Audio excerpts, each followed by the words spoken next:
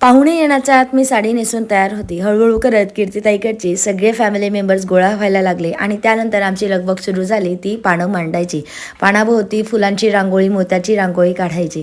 अशा वेळेला घरात किती जण असले तरी असं वाटतं अजून हवेच होते. फायनली असं हळूहळू करत सगळ्यांच्या मदतीने आमचं सगळं वाढून झालेलं होतं. त्यानंतर मी दोघं बटू म्हणजे चिन्मय आणि प्रथमेश त्यांच्या आईवडिलांसह त्या दोघं बटूंचं औक्षण केलं आणि वदनी कवळ घेता हे श्लोक म्हणून सगळेजण जेवायला बसले.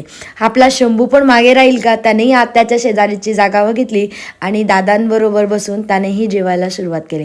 सो याचा फुल व्हिडिओ आम्ही यूट्यूबला आपल्या अपलोड केलेला आहे. आपल्या चॅनलवर जाऊन नक्की बघून घ्या. त्यानंतर सगळ्यांचे जेवणं झाले.